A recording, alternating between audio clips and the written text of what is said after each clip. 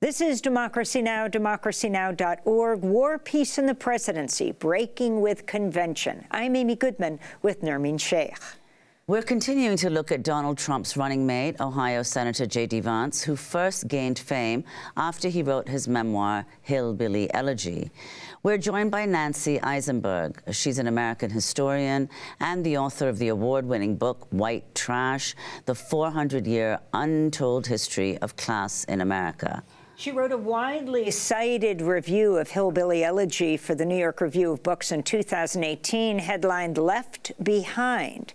She's professor emeritus of history at Louisiana State University. Welcome to Democracy Now! It's great to have you with us, Nancy Isenberg. When President Trump named J.D. Vance as the vice presidential nominee, as his pick to be vice president if he wins, can you talk about your response, informed by your response to Hillbilly Elegy?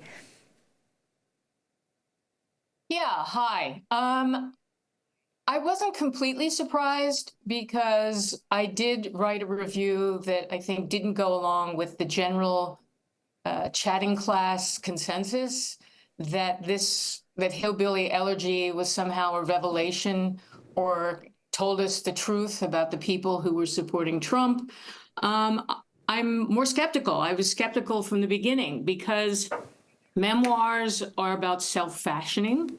The strongest message in Hillbilly Elegy, which is the one that was echoed last night at the Republican convention, is the self-made man myth. This is the myth that somehow America creates opportunities, and just like Benjamin Franklin, you can fashion yourself and you can rise the ladder to success. And this is very much something that J.D. Vance, I think, believes in. It is a part of his memoir, but much of what his memoir says tells us nothing about real class conditions.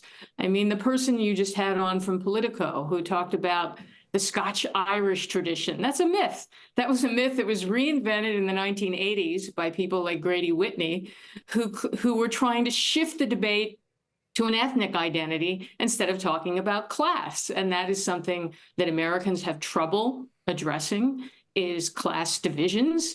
And the Republicans don't talk about them, and the Democrats don't talk about them.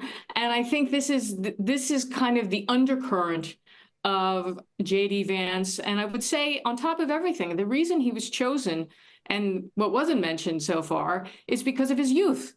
This has been in the news, the media, everyone's been attacking Biden for being too old, and then Trump is too old. So now they pick a 39-year-old young man who projects youthfulness. Why? Because it appeals to the media. That's why he's on the ticket. And that his rise was created by the mainstream media. It was the liberals who embraced him. It was the liberals who were reading Hillbilly Elegy, not Trumpsters.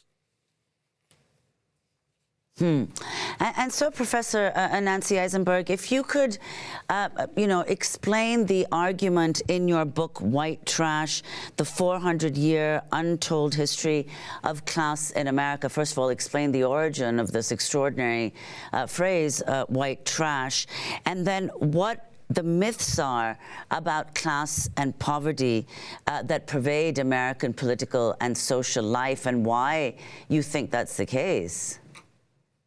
Well, my book is challenging the big myth about America, which again is the American dream, which is connected to the self-made man, that somehow magically at the time of the Revolution, we broke from Great Britain and we eliminated aristocracies, we eliminated class divisions, and somehow we were a unique, free, liberated people. Well, none of that is true.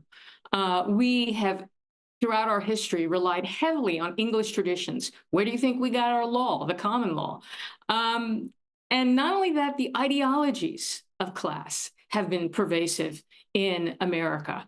And I think this is the sad thing that we forget, and the reason that white trash still exists today is because it goes all the way back to the colonial period. It goes back to the Elizabethan period, when the original purpose on the part of the English for colonization was to dump the, quote, waste people That's where white trash comes from, referring to the expendables, the people who were hurting the economy in Great Britain, dump them into the colonies, and get rid of the rubbish. That's the term that Thomas Jefferson used. He referred to raked from the rubbish. So trash literally means trash. And if you can think of any negative connotation associated with waste, that was part of the rhetoric as well. In our class system, what we also don't understand, this was very much a rural notion, because waste not only means rubbish, it means wastelands. And this is a part of the common law, but this is the idea of unfallow, unplowed, unproductive land. And these are the terminologies that provide the foundation for talking about white trash. And our class system, and this term has evolved over time. They referred to as crackers, squatters. They are people who are trespassers, criminals. Crackers comes from crack-brained, which attacks their intellectual abilities. So every negative kind of association that you can attach to a group, that has been applied to people who fall under this rubric. And we also have to distinguish, white trash doesn't include all people who are poor or struggling. There are more refined distinctions. So even to this day, there's a distinction among Americans in more rural areas, and particularly in the South, a distinction between white trash and rednecks. Rednecks are hardworking. Their necks are red because they're burnt from the sun. They were associated with living in the swamps in the South. Hillbilly is a very distinctive term, people from the hills, that in a sense is all linking people to specific regions, specific kinds of land. And this is important when we erase all of this, because we think that Americans are detached from the land. Well, property is still the most important source of wealth. And I think we need to remember that white trash is still with us. We have modern trailer trash. We have these terms that are still thrown around. But just changing the language isn't going to get rid of the class divisions. And that's where I think liberals are really at fault. You can't just rewrite the language, which historians have done. They referred to people moving west as squatters and eliminating the terms that were used at the time, as settlers instead of squatters and crackers. So we have to kind of face the fact that class divisions are real, and that there are distinctions. We can't just think of the urban poor as exactly the same as the rural poor. Well, Professor Isenberg, if you could speak, there is the question of white trash, that is to say, not only in economic terms, poor white people, but also Black and Latinx people, in terms of percentages of populations, by race and ethnicity. In 2022, 17% of Black people in the U.S. were living below the poverty line, compared to 8.6% of white people. So there is a massive intersection of race and poverty. If you could talk about that and how this figures in the whole conversation about class in the U.S. Yeah, I think, but that statistic distorts things, because the population size of people who are classified as white is much larger. So there's widespread white poverty, and poverty shifts, depending on what region, what area of the country you're in. And there is Black rural poverty as there is white rural poverty. But I think one of the problems we have with this whole discussion, and I think other scholars have noticed this, often educated liberal elites have seen poverty as simply a Black issue. Well, it's not. And I think that we have to, and this comes from the 60s, from the idea of reducing everything to the urban context, that we have to sort of recognize that if we go back in time, one of the things that's quite striking is that the relationship between poor whites and poor Blacks was much closer than between poor whites and the aristocratic white elite who looked down on poor whites. Poor whites and poor Blacks often lived next to each other. They engaged in trade relations with each other. So we have to sort of recognize that poverty can have similar consequences for these two groups.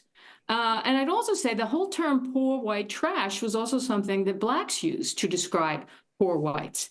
And when I went on my book tour for white trash, many Black Americans, understood the story quite well, where I think for liberal elites, it's much more incomprehensible or surprising to them.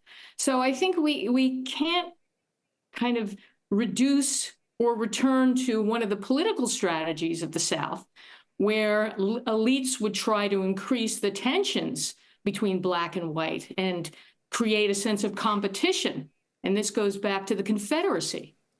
When they had to appeal to poor whites to make sure that they would join the Confederacy and be cannon fodder, they had to make the argument that if they don't support the Confederacy, that free Blacks are somehow going to be elevated above them. And this is something that is still today, is this idea of inciting competition between two groups. This is what Trump does when he incites competition between immigrants and supposedly, poor whites or middle-class Americans.